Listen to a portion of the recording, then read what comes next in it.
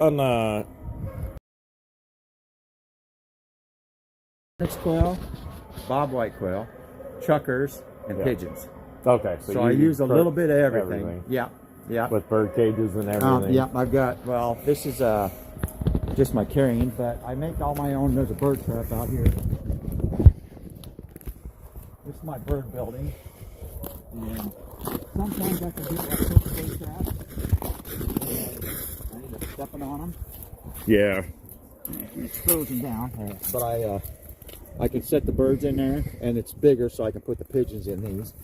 And I have smaller ones. I set the tortoise quail in, and then what I do is I switch to after they've been in the traps. Yep. And because what happens is when you set the birds in the traps, the dogs can smell your scent because you got to walk all the way up to the trap. Whether you use gloves or not, they still smell your scent.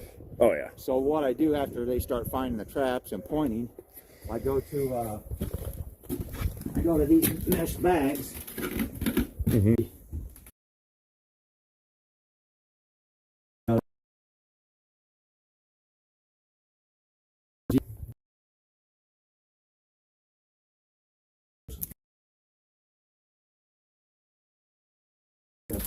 You'll see the pigeons in the truck.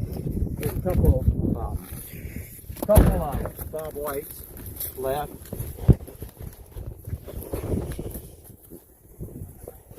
You don't train with pheasants then? No, I can get them, but they're so expensive. I just don't use them. A lot of times younger dogs get scared with a big flush. So if you start with a smaller flush and then work your way up, for me it seems like it works. You know?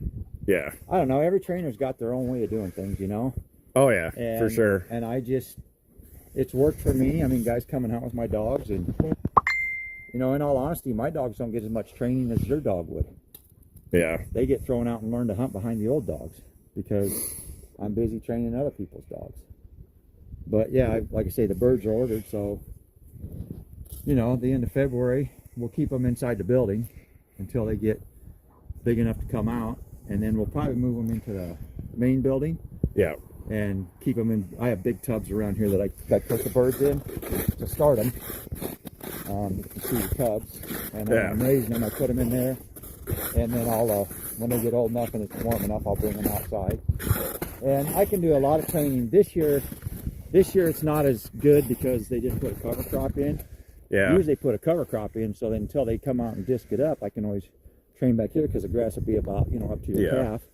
But no cover crop this year, so it is what it is, you know. So I get in the truck and drive. I don't want a dog out here. I don't trust that highway. I mean, all it takes is one person driving down this highway and a bird flying that way, and the dog. For sure. So everybody comes out, goes in the trailer, or I have another box I put in the back of my pickup, and everybody goes in the trailer. And then whenever I train, it's actually a mile east of that white building. It's a gravel road. There's nobody on it, and my buddy kind of got a pull off. Gotcha. And then I have barbed wire fence. I wrap the fence up so I can go underneath to get the dogs in. And then when we come out, I have the fence split, so like the third row up is wrapped up to the second row, so I can start teaching them how to slow down, go through the fence, you know, so they don't get hurt. So, yeah, that's a big thing too, especially with barbed wire, because a lot of dogs don't want to go under it. They want to go over it. Over it or through it. Yeah, through it. I have dogs with ripped ears because, you know, a bird gets down and they go after it. They're not going to stop. You know, their goal is to bring back that bird, so they don't care what they go through. No, and you know, a lot of trainers will tell you straight up, you know, your dog's going to come back with, you know, a couple scars. It's going to happen. Yep, scratches and scars. You know, I tell everybody those are just beauty marks. Yeah. You know. She runs the vet. First, I go to the vet first, and then I call you and say, you know, years and years ago, my old nose. Yeah. Well, I kept it the whole time. So I would carry him outside, hold on to him so he could go to the bathroom, and carry him back. Yeah. So I took care of him, you know, and whenever he was done, we went right back to training. We didn't know it was really broke, but he ran the check cord, and when I said whoa and he stopped, he just started arr, arr, and I didn't even, I just ran and grabbed him, and my wife was helping dogs in the trailer and headed to the vet. I mean, and then I called and said, hey, this is what happened. And it was lucky enough, it was a young dog. Yeah. No growth plates were closed, so everything grew, you know, right back where it should. So, but now we bought this place 5 years ago, and none of this was here. So we pretty much barn, it was collapsed, and we just had to start over. Yeah. And you know, is it perfect? I like it. I mean, my dogs are well taken care of. I mean, it's like I say, it's 60 degrees in the main room and 78 degrees in the whelping room. And then, like I say, no dogs outside till it gets warm enough. Yeah. It's just not. It's not worth it. You know. My only concern would be she's a female, so she's 9 months. So She'll be coming in heat. yeah. And that's why there's walls between all the kennels. And then, if you look in here, there are certain kennels that have tops on them. Whoa. Yeah, once again. Ice is So sick. there are certain kennels that have tops on them, Okay. so no dogs can get in with the other dogs. Yeah. We have one that comes on boards all the time, and then this gate closes, so there's a runway in the middle. Yeah. Because these come out. This dog gets out every time and comes, and you'll come down here, and she'll be either running in the middle or she'll climb up on top of here and be standing on top. Oh yeah. And the owner knows, so now she goes all the way in the last one on the end, and I have clamps holding the top down. That dog would do whatever she could to get out. And her owner knows it. I mean, she boards here all the time, you know. But yeah, and no, I'm real cautious, and you got to watch them when they're in heat too, because they get a little crazy, squirrely in the head. Yeah. You know, but I always try to make sure that if they're in heat, I usually run them last. Mm-hmm. That way, if they're peeing all over out there, the males aren't stopping all over and going, oh, you know. Yeah. Hey, for sure. But now and then, if it gets warm in the summer, we've got the mist hose up on top, and we just run mist water, let mist down on them. So, And what is your program length? 6 weeks. 6 weeks. Yeah, and it's $1,050 for the 6 weeks, and that's everything. I mean, that's birds. I raise all my own birds, so there's no hidden costs. And then, so you don't have a training camp. You are here your entire time. Yeah. You don't leave up here. Okay. No, I don't. We go on vacation. Actually, we're going on. My wife and I are leaving for 3 days over our anniversary, March 14th, 15th, and 16th, and then we're here. I mean, Gotcha. This is 24 hours a day, 7 days a week, 365 days a year, pretty much. Oh yeah, for sure. You know, and it's no, we stay around, and if the dog needs extra, and I do have people show up on Saturdays to train. I do fish in the summertime, so a lot of times on Saturday I go fishing, but you know. Yeah. But, and you run the dogs 5 days a week as your program. And I'm going to tell you how your dog did, because there's nobody to ask but me. And I put pictures up on Facebook, usually once a week, of the dogs working, you know, and I don't know, a lot of people say sight pointing doesn't work, but I start off with letting them see the bird and stopping, and then when they see a bird get up and walk around, they don't chase it. And you know, it is what it is. Like I say, everybody's got their own way of doing things. I've got my way, and they've got their way, and my dogs seem to hunt pretty well, so I don't. I guess the old guy that taught me said, "If it ain't broke, don't fix it." Yeah, that's for sure. So, yep, and that's pretty much it. It's all done. My hay fields are, you know, about 5 miles from here. Usually 10 miles at the most. And my best friend's farms, so they'll be different heights. You know, so I'll start with mowed hay field, and then I'll be in a field that's knee high, and then some of them are waist high. Gotcha. And the nice thing about the Katorniks, you just throw them out there, and they fly 20 or 30 yards. Well, you can catch them because you can drop your hat on them or something like that and get them. So. Yeah, for sure. And the quail, bob whites, you know, we shoot those. Yeah. Chuckers, we shoot those. And then pigeons, we usually just let fly back. And they end up flying back here, and I've only had them for a little while, so it's kind of weird. But I keep telling my wife I'm going to turn the top of the corn crib into a pigeon coop because there's a hole up there, and they'll all come back and go up in there. Yeah. So I have a kid local that'll go out and catch all the pigeons I want.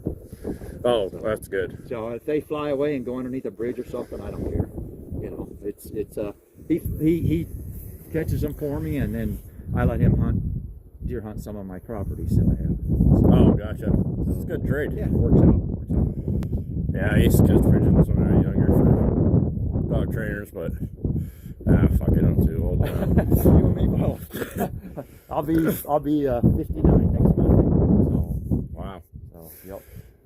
On your coop there and your birds, did you have to get a permit to have that? No. No. You have a game breeder's license in Iowa. Yep. That's only if you're using pheasants or bob whites that I don't use. Anything that's indigenous to Iowa, you don't have to pay. Okay, yeah. So chuckers and pigeons and turkeys don't have to be paid. Yeah, I'm actually thinking about building a pen about the size of yours because I plan on getting pheasants this year, so I have to get the license. But some of that stuff that they make you do is kind of insane. We had pheasants, we raised pheasants on my buddy's farm in Oaxaca for years, and we had the license, and you know, we went through. I have actually in the green pickup, the old green truck, I have probably 100 bands for pheasants. Yeah. If I take out a pheasant, I can band it, you know, if I raise it. And I'm hoping someday that my daughter finds a place for her horses, and I can turn that into more birds. And then we'll make that a whole running area for the dogs. Just to exercise in. Right now, what we do is in the winter, we let them just run around inside the building when we're cleaning the kennel. Yeah. So when you're cleaning one, they're running around and it gets loud in there. But yeah, everybody gets to run and do their thing. And are you boarding now then? Yeah, I've got a few in there boarding. I've got a couple boarding. I've got retired dogs. I won't take them to the pound. Mm-hmm. You know, they gave me 7 or 8 years of their life having puppies. I don't think it's right to take them to the pound.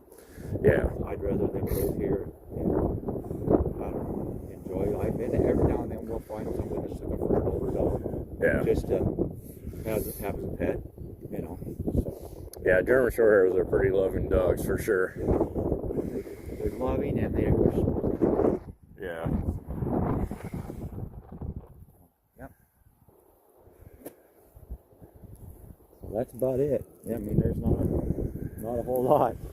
Yeah, there usually isn't. So I just do what I get to go do what I love to do every day. Can't beat that. I really don't have any more questions. My main concern is we kind of went over already, is just being here.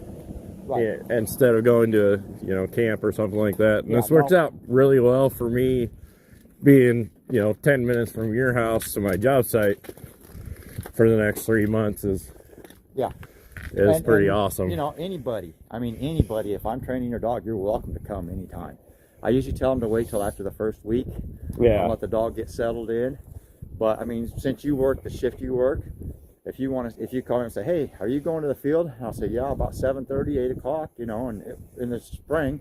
Yeah. And if you say, can I come out? You're more than welcome to come out. Because there's nothing more fun than watching your dog. Yeah. I mean, I go bird hunting almost every day, and I don't shoot birds half the time because I just like watching my dog. Well, I just sometimes I let him fly away, and the dog looks at me like, what's wrong with you now? Yeah. Nope, I've been there. No, I've been there a lot. So it's pretty much amazing for, watching the dogs is the best part for me. Yeah. There's nothing. The birds are extra. Yeah. Birds are a bonus. Yeah, for yeah, sure. No, there's no camp, nothing like that. Everything's done right here.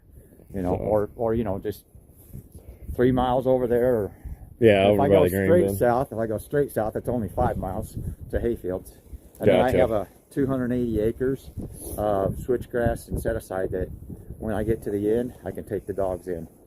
The guy lets me train in there, and hundreds of pheasants in there. It's crazy.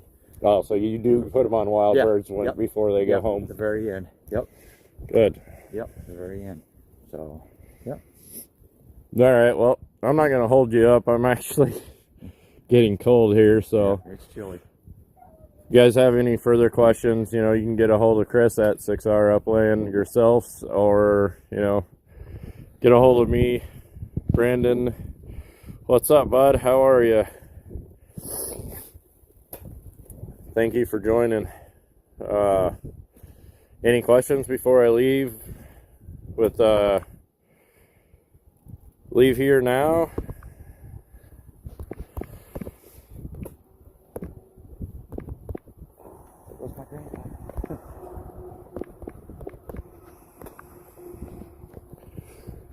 No, I don't think anybody has any questions. So, well, I appreciate it, and like I said, if you have any questions, get a hold of Chris at 6R Upland, or, you know, contact me, whatever. If I missed any questions, you know, I'll definitely be back out. I do plan on bringing Nellie out sometime to have her evaluated. Yeah. So, Yeah.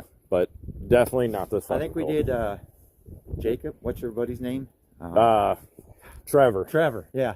I had a Jacob that asked me last night. So Trevor, yeah, Trevor brought his dog out, and Yep. he's going to be I think he's going to be a good dog. He just needs some confidence, you know. Yeah, and you know, he's actually my nephew or my niece's husband or future husband, whatever, however you want to say it. But yeah, and I've hunted with the dog quite a few times this year, and you know, I think he just needs confidence too. Birds, you know, just see birds and just play, have fun. Yeah, That's what it's supposed to be, fun. It's not a job. It's supposed to be fun. Going hunting is supposed to be fun. So, I mean, it's their job, but they still want it. They should enjoy it. Oh yeah, for sure. Yep. So, all right, sir. Thank you. Yep. I'm gonna end this real quick. All right, bud. Thanks, thank man. you. Yeah, and if you need anything while you're staying